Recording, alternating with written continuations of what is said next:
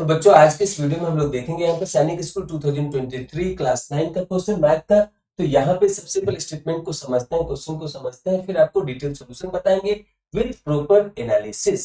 तो यहाँ पे क्वेश्चन में क्या करें, find the area of rhombus A B C D having each side equal to 13 centimetre and one of its diagonal is 24 centimetre. और ये फिगर दिया हुआ है, ऑप्शन ए में है 80 सेंटीमीटर, ऑप्शन बी में है 140 सेंटीमीटर, ऑप्शन सी में है 100 सेंटीमीटर, ऑप्शन डी में है 120 सेंटीमीटर। तो आपने रोम्बस पढ़ा होगा, रोम्बस में इसका एरिया निकालने का क्या फॉर्मूला होता है।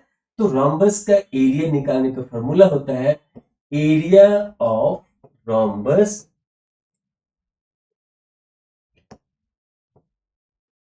Is equal to 1/2 into product of their diagonal, product of their diagonal।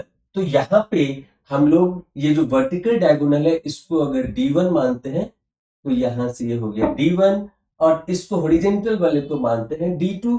और रोम्बस का प्रॉपर्टीज होता है कि इसके डायगोनल भी एक दूसरे को बाइसेक्ट करते हैं। बाइसेक्ट का मतलब क्या हुआ कि यहाँ पे जो सेंटर पॉइंट है O, इससे ऊपर का डिस्टेंस और इससे नीचे का डिस्टेंस दोनों बराबर होगा for D1, and for D2 left side का डिस्टेंस एंड राइट साइड का डिस्टेंस भी हमारा बराबर होगा। तो यहाँ पे इस रोम्बस का साइड दिया हुआ है, वर्टिकल डायगोनल दिया हुआ है, तो यहाँ पे हम लोग इसको सब्स्टिट्यूट करेंगे क्या, 1/2 इंटू D1 हमारा दिया हुआ है क्या, तो D1 हमारा दिया हुआ है 24 सेंटीमीटर। अब हमें मेन काम यहाँ पे है D2 फाइंड आउट करना। तो आप देखिए कि एक राइट एंगल ट्रायंगल यहाँ पे बना रहा है, कौन, COB। COB हमारा एक राइट एंगल ट्रायंगल बना रहा है, जिसमें यहाँ पे अगर वर्टिकल डायगोनल 24 है तो यहाँ पे ये जो डिस्टेंस होगा OC वो कितना हो जाएगा, तो वो हो जाएगा 12 सेंटीमीटर। ये हो गया 12 सेंटीमीटर। आपको इसका डायगोनल पता है तो इसका बेस आप आराम से निकाल सकते हैं। तो क्या हो जाएगा बच्चों, इसका बेस आपको भी पता होगा, पाइथागोरस थ्योरम यूज करके हम लोग यहाँ पे इसका बेस फाइंड आउट कर सकते हैं। तो बेस क्या हो जाएगा, इसका बेस होगा OB। So OB is equal to what, यहाँ पे राइट एंगल ट्रायंगल में जो पाइथागोरस थ्योरम निकालते हैं तो क्या होता है, तो यहाँ पे h square is equal to base का स्क्वायर प्लस हाइट का स्क्वायर या लेंथ का स्क्वायर। तो यहाँ पे हमको निकालना है OB, तो क्या हो जाएगा हमारे यहाँ पे BC स्क्वायर माइनस क्या हो जाएगा OC स्क्वायर और इसका स्क्वायर रूट, ओवरऑल का स्क्वायर रूट। तो यहाँ पे BC स्क्वायर क्या हो जाएगा, तो BC है 13, सो 13 का स्क्वायर हो जाएगा 169 सेंटीमीटर स्क्वायर माइनस OC कितना है, तो यहां से OC है हमारा 12, सो 12 into 12 it will become 144 centimetre square.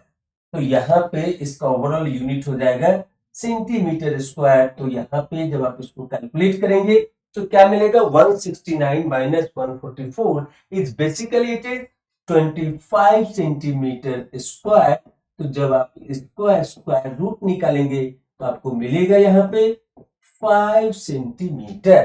क्या मिला, OB मिला हमको 5 सेंटीमीटर। इसका मतलब क्या है, तो यहाँ पे जो D2 डायगोनल होगा वो हो जाएगा twice of this OB। So twice of OB means OB is 5, तो ट्वाइस उसका क्या हो जाएगा, तो ये हो जाएगा 10 सेंटीमीटर। तो यहाँ पे क्या डालेंगे हम लोग, so this will become now 10 centimetre.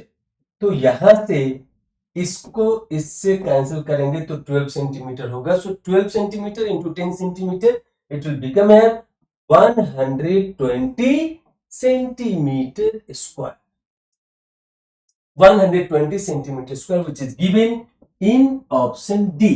तो इस क्वेश्चन को बनाने के लिए आपका विजुअलाइजेशन होना ज्यादा जरूरी है, और साथ में यह फॉर्मूला आपको पता होना चाहिए कि ये एरिया ऑफ रोम्बस का फॉर्मूला होता है कि area of rhombus is equal to 1/2 into D1 into D2।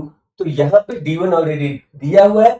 As per the analysis, as per the given figure, आप आराम से यहाँ पर राइट एंगल ट्रायंगल में यहाँ से आप ये निकाल सकते हैं OB का वैल्यू, और फिर D2 का वैल्यू आ जाएगा, फिर यहाँ फॉर्मूला में डाल दीजिए, आपको आंसर मिल जाएगा। So I hope you understand this solution along with the analysis of the question and got the final answer as a 120 centimeters square. Thank you for watching this video.